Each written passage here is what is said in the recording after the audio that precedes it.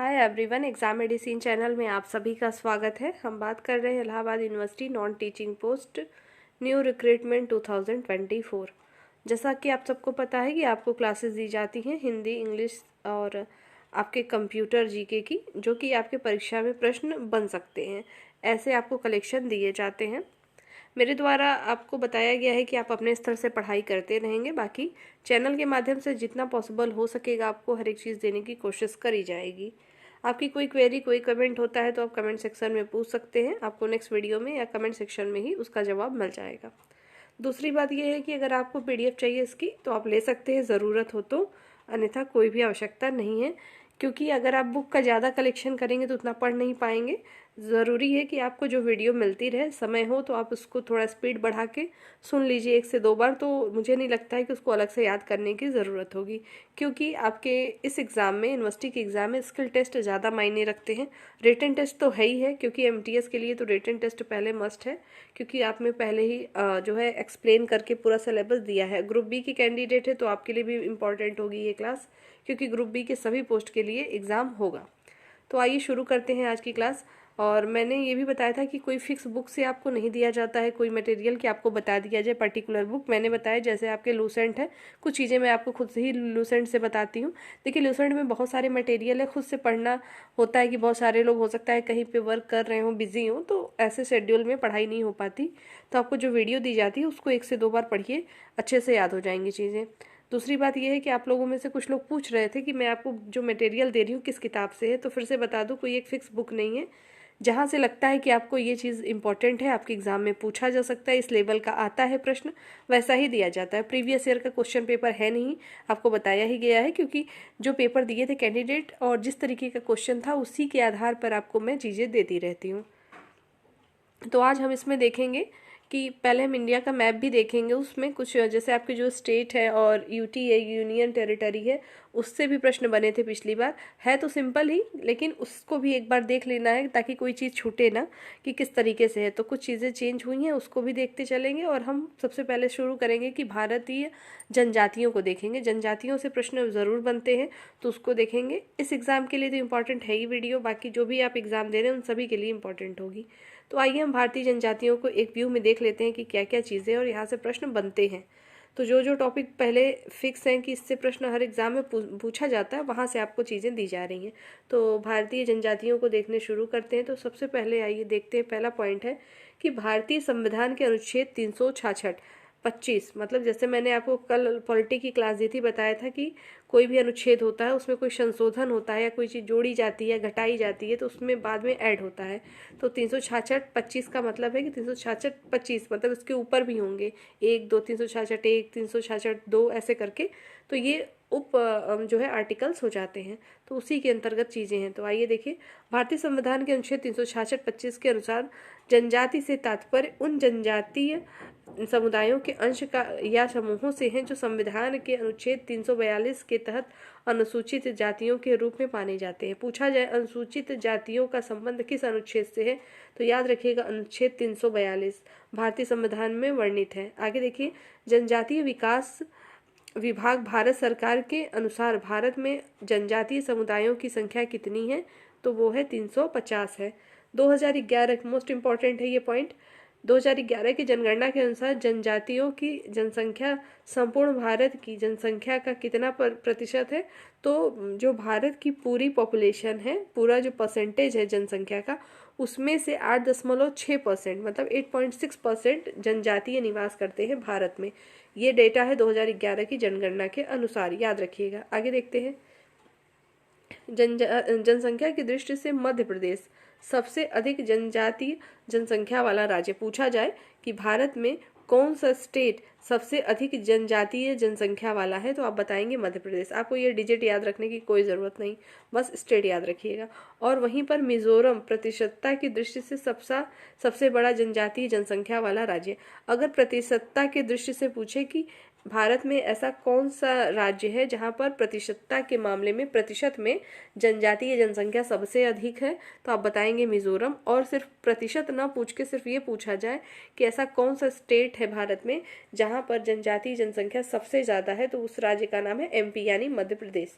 Next देखिए, संविधान के 89वां संशोधन, ये इसका संशोधन 2003 में हुआ था। तो 89वां संशोधन के द्वारा एक राष्ट्रीय अनुसूचित जनजाति आयोग की स्थापना की व्यवस्था की गई। इस आयोग के प्रथम अध्यक्ष कौन थे? तो यूएस ढेबर को बनाया गया था।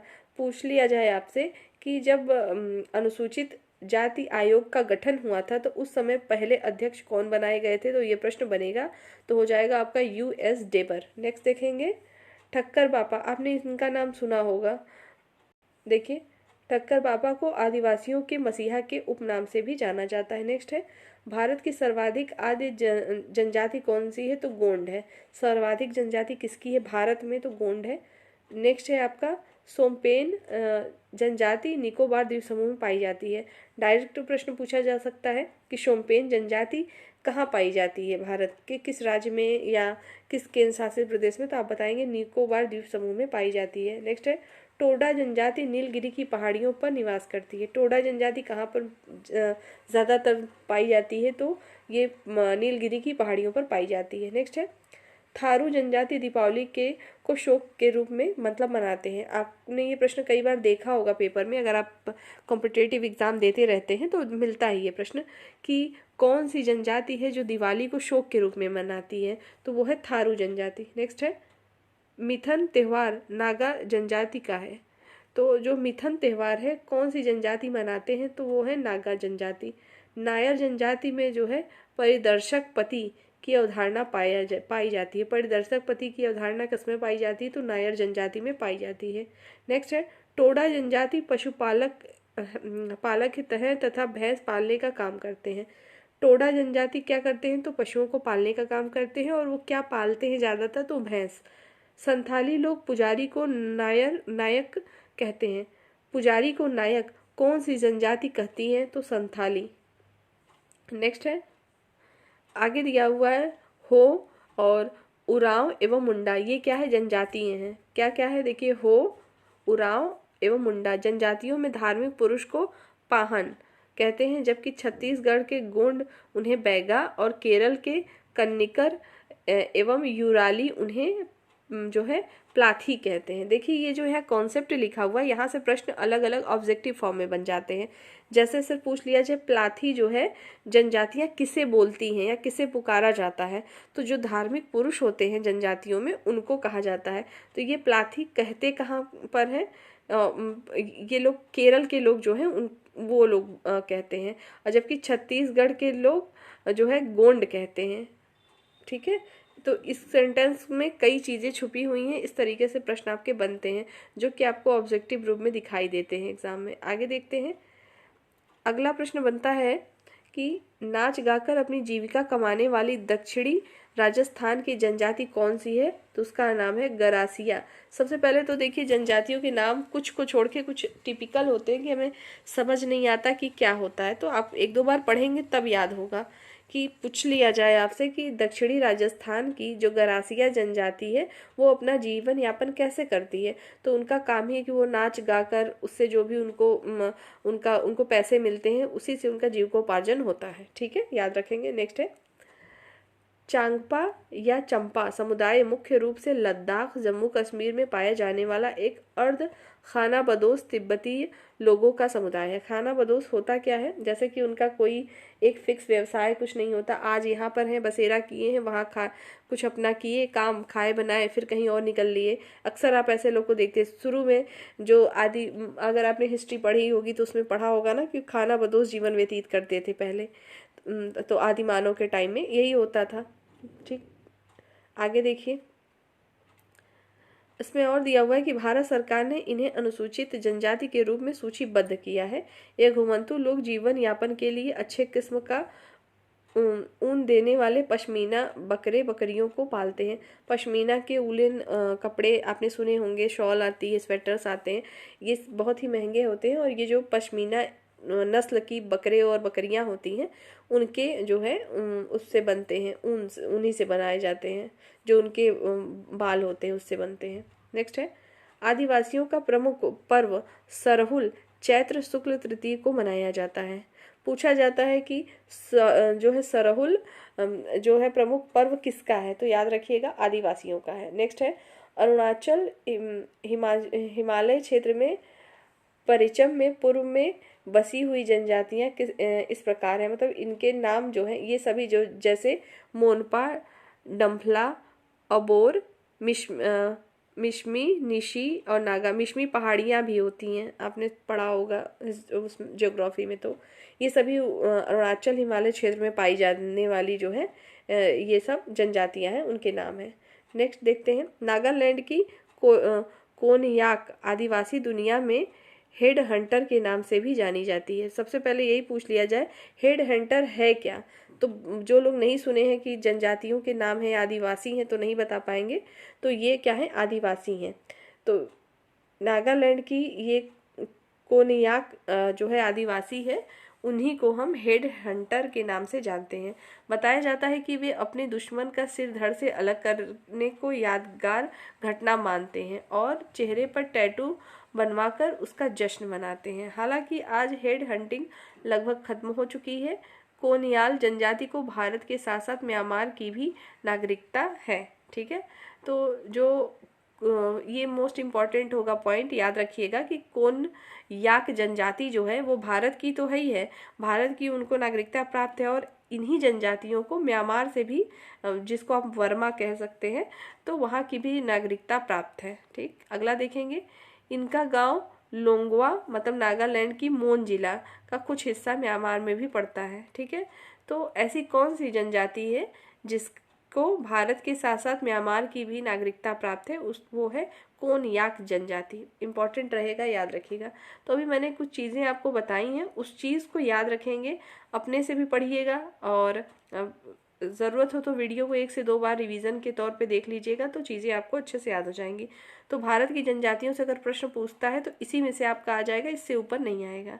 ठीक, आइए हम आगे बढ़ते हैं।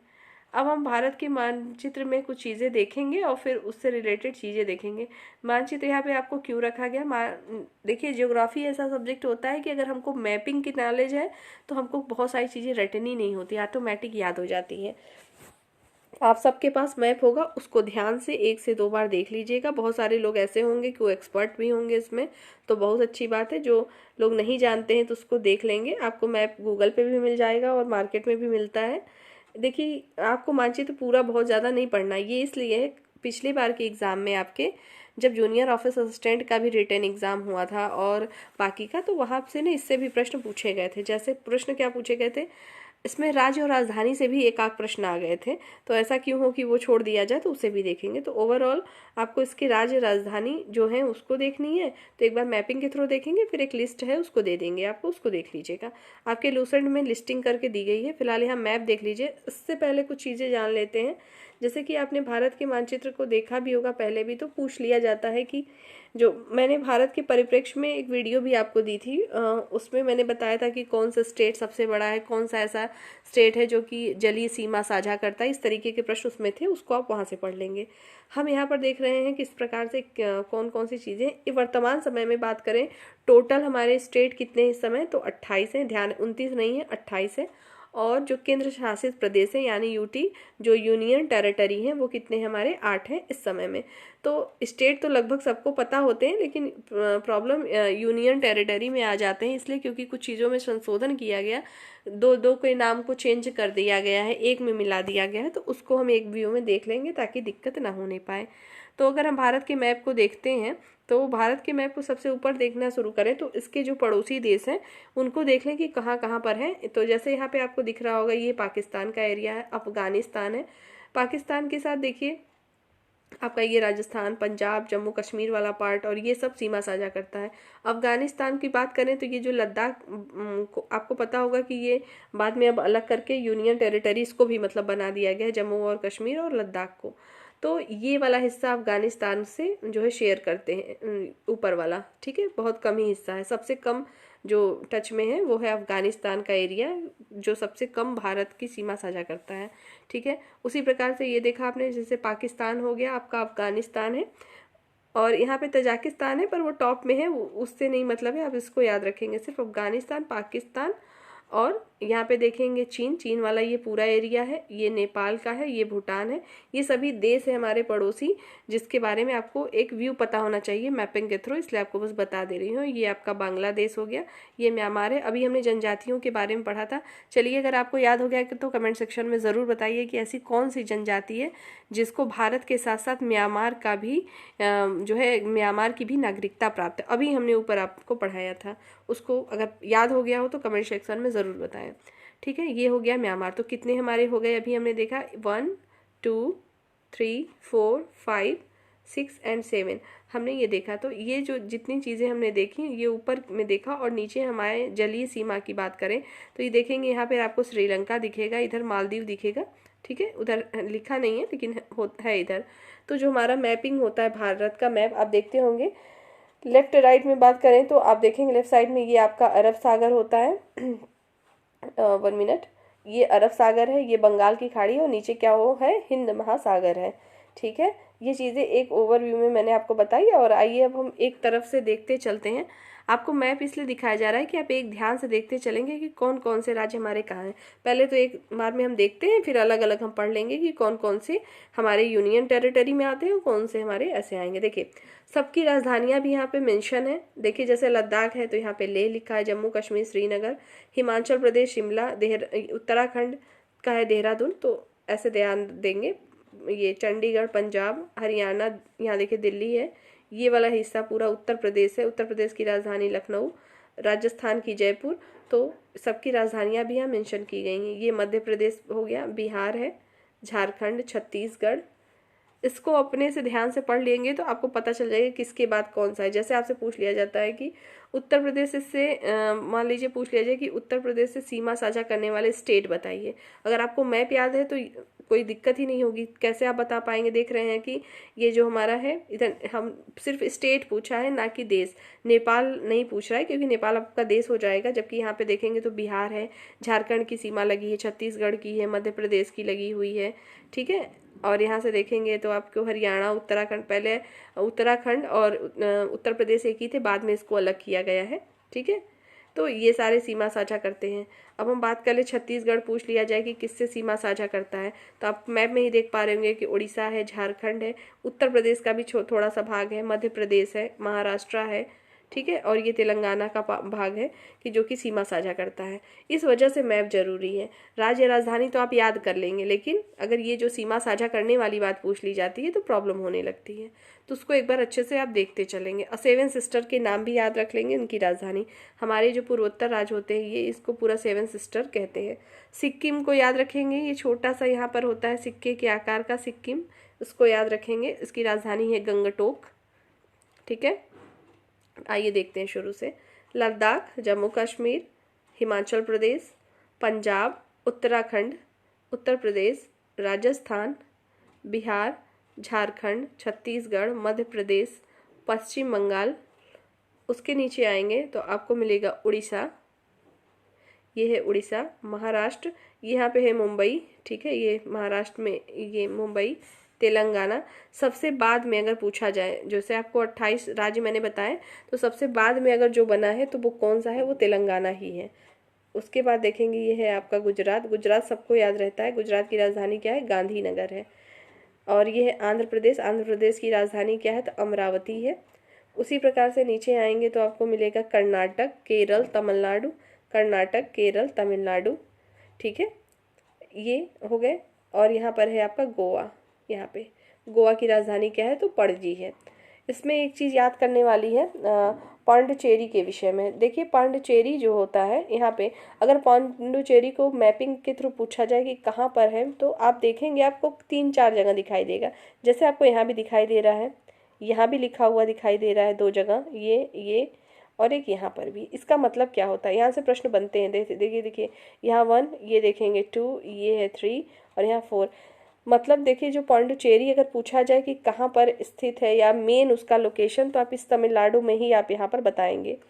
जो पांडिचेरी है वो 4 जिलों में डिवाइड है। ठीक है, और अलग अलग स्टेट में इसकी सीमा साझा करता है। मतलब अलग अलग स्टेट में ये है, उसके कुछ एरियाज हैं। जैसे कहाँ कहाँ पर है, तो एक तो तमिलनाडु में है, जैसा कि मैंने बताया यहाँ पर कि मेन अगर पूछा जाए तो वो तमिलनाडु आप बताएंगे। कराईकल जो हमारा पौंडुचेरी है, जिसको पुदुचेरी कहते हैं, ठीक है, पौंडुचेरी पहले था, पुदुचेरी कहते हैं। जैसे एक यहाँ पर है, दो भाग यहाँ पर दिख रहा है आपको, और एक यहाँ पर है, ठीक। तो ये 4 जिलों में डिवाइड है, और 4 जिले जो हैं अलग अलग स्टेट में हैं। कहाँ कहाँ पर है उसको देखिए। तमिलनाडु में 2 हैं, देखिए पहला ये है, दूसरा ये है। दूसरे में देखेंगे तो पहले वाले में तो पुदुचेरी है, दूसरा कराईकल। पूछा जाता है कराईकल जो है पुदुचेरी का जो जिला है किस राज्य में है, तो वो तमिलनाडु राज्य में है। सबसे बड़ा जिला कौन सा है, तो पुदुचेरी ही है। और जबकि जो आंध्र प्रदेश में हिस्सा है उसको यनम के नाम से जानते हैं, वो भी पुदुचेरी का ही जिला है। और माहे, जो माहे है वो भी पुदुचेरी का ही है जिला। वो कहाँ पर सीमा साझा करता है, कहाँ पर है उसका एरिया, तो वो है केरल में। 4 जगह है। तो जो चीज़ इंपॉर्टेंट थी वो मैंने मैपिंग से बता दी है, इसको याद रख लीजिएगा अच्छे से। ये प्रश्न कई बार हर एक एग्जाम में पूछ लिया जाता है, ठीक है। तो पुदुचेरी के विषय में कंफ्यूज ना हो आप। और उसी तरीके से बात कर ले, जैसे मैंने भी आपको बताया तेलंगाना के बारे में कि सबसे आखिरी में, मतलब सबसे लास्ट में जो अभी नहीं कह सकते, फिर भी इसको टाइम हो गया बने, तो जो सबसे बाद में बना था वो तेलंगाना राज्य था। और दमन और यूनियन टेरिटरी या केंद्र शासित प्रदेश की बात करें तो बनने वाला कौन सा केंद्र शासित प्रदेश है, तो वो है दादर और नगर हवेली एवं दमन एवं दीव।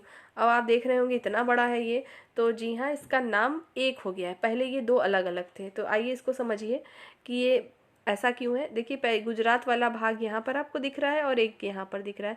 पहले यहाँ पर दादर और नगर हवेली अलग था, दमन और दीव अलग था। अब इन दोनों को मिला दिया गया है, इसको एक करके केंद्र शासित प्रदेश बना दिया गया, जिसका अब नाम क्या हो गया है, दादर और नगर हवेली एवं दमन एवं दीव। ये पूरा नाम है एक, ठीक, एक केंद्र शासित प्रदेश हो गए हैं, ठीक है। आपको पता होगा कि जितने भी हमारे केंद्र शासित प्रदेश होते हैं वहाँ पे सीधे केंद्र का शासन होता है, वहाँ पे कोई अलग से चीफ मिनिस्टर नहीं होते, वहाँ पर गवर्नर्स होते हैं। इन सब के बारे में अलग में बातें करेंगे, फिलहाल आप ये जानते रहिए। तो समझ में आया होगा कि ये ऐसा क्यों लिखा हुआ है अलग, ठीक है। ये सबसे बाद में बनने वाला था। इस पॉइंट को याद रखेंगे जो आपको बीच बीच में बताए जाते हैं। बाकी ये है आपका अंडमान और निकोबार द्वीप समूह, जिसकी राजधानी कौन सी है, तो पोर्ट ब्लेयर है। और जो है आपके ये लक्षद्वीप है, उसकी जो राजधानी है कवारती है, वो यहाँ पर है, ठीक है।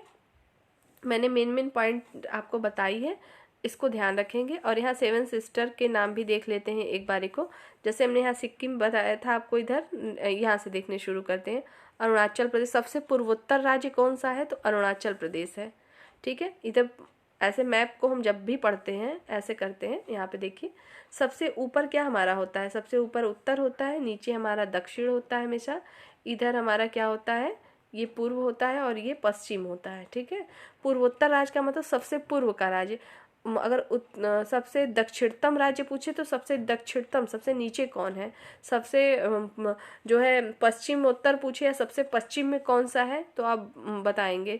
देखिए सबसे इधर पश्चिम की बात करें तो कौन सा है, ये गुजरात पड़ा है, लेकिन इधर की बात करें पूर्व की तो ये कौन सा है, आपका अरुणाचल प्रदेश है। तो आइए हम 7 सिस्टर के नाम देख रहे थे, देखते। तो देखिए अरुणाचल प्रदेश है, नागालैंड है, मणिपुर है, मिजोरम है, त्रिपुरा है, मेघालय है। और इसकी राजधानियाँ भी लिखी हैं, जैसे यहाँ पे अरुणाचल प्रदेश का ईटानगर, नागालैंड का कोहिमा, मणिपुर की राजधानी इम्फाल, मिजोरम की है आइजोल, त्रिपुरा का है अगरतला, मेघालय, ये असम मेघालय है, असम का ये दिसपुर है, मेघालय का है शिलोंग, ठीक है। तो ये चीज़ें हैं, याद रखिएगा। जो राजधानी याद है उसको पढ़ने की ज़रूरत नहीं है, कुछ ऐसे होते हैं जो कि कंफ्यूज कर जाते हैं। तो चूंकि आपके एमटीएस के एग्ज़ाम है तो आपको पूछे जा सकते हैं। मानचित्र ज़रूरी होता है, मानचित्र भी आपको पता होगा, एक फिजिकल मैप होता है, एक पॉलिटिकल मैप होता है। ये पॉलिटिकल मैप है यानी राजनैतिक मैप है, जिससे कि हमको अलग अलग जानकारी मिल जाती है कि कौन सी चीज़ें कहाँ पर डिवाइड हो रही हैं, तो इसके बारे में जानकारी। अगर फिजिकल मैप हम पढ़ेंगे तो उसमें आपको कहाँ पर नदी है, पठार है, पर्वत है, झील है, झरने हैं, और कहाँ पर खेत हैं, और ये सारी चीज़ों की जानकारी मिलती है, तो वो दूसरा होता है। हमने यहाँ पे सिर्फ पॉलिटिकल मैप की जानकारी ली है। और ऐसे मैप की बात कर लें तो एक चीज़ और जान सकते हैं, जैसे मैंने आपको मैप में अभी बताया ना कि जैसे इधर उत्तर है, नीचे दक्षिण होता है, इधर क्या है आपका पश्चिम है, और इधर आपका पूर्व होता है, ठीक। तो अगर ये जब पूर्व में है, ये तो इसको क्या कहेंगे, पूर्वी घाट कहेंगे। और ये वाला जो किनारा है सर ये बना हुआ है, इसको क्या कहेंगे, पश्चिमी घाट कहते हैं।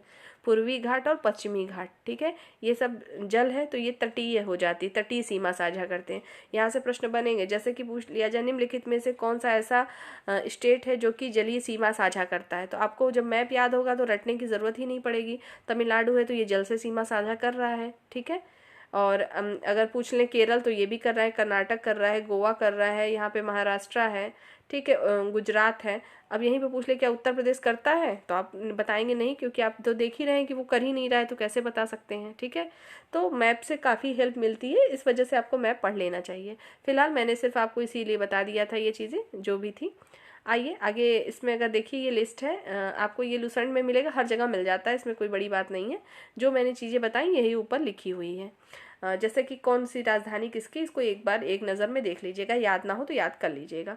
जैसे बिहार का पटना, असम दिसपुर, उड़ीसा भुवनेश्वर, कर्नाटक बंगलुरु, गुजरात गांधीनगर, तमिलनाडु चेन्नई, नागालैंड कोहिमा, हरियाणा चंडीगढ़, मध्य प्रदेश का है भोपाल, मेघालय शिलोंग, हिमाचल प्रदेश शिमला, मिजोरम आइजॉल, गोवा पणजी, छत्तीसगढ़ रायपुर।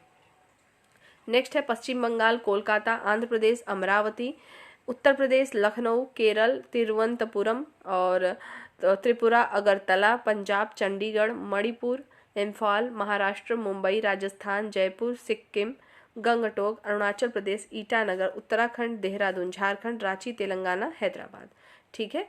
तो ये चीज़ें हैं, इसको याद रखेंगे। ये हमारे 28 जो हैं स्टेट हो गए। अब केंद्र शासित की बात करें तो ये 8 के नाम लिखे हैं, मैंने अभी मैप के थ्रू भी बताया है, यहाँ भी देख लीजिए एक बार देखना हो तो। लक्षद्वीप, चंडीगढ़, पुदुचेरी, इसका होता है पुदुचेरी, इसका होता है चंडीगढ़, लक्षद्वीप का है जो है कवारती, और लद्दाख की राजधानी लेह है, दिल्ली का क्या है नई दिल्ली, अंडमान व निकोबार द्वीप समूह पोर्ट ब्लेयर, दादर नगर हवेली एवं दमन और दीव का क्या होगा तो दमन है, और जम्मू कश्मीर का क्या है तो श्रीनगर है। तो इस तरीके से हैं चीज़ें। तो आज की वीडियो में इतनी ही टॉपिक आपको बतानी थी, इसको अच्छे से 1-2 बार देख लीजिएगा, बाकी चीज़ें आपको याद हो जाएंगी। टाइम ना हो तो स्पीड अपना बढ़ा के देख लिया करिए, ताकि और भी चीज़ें हैं लाइफ में करने को, तो वो काम अपना करते रहिए जो ज़रूरी है। बाकी आपकी कोई दिक्कत परेशानी हो तो आप पूछ सकते हैं। नेक्स्ट वीडियो में हम जल्द फिर मिलेंगे। जय हिंद।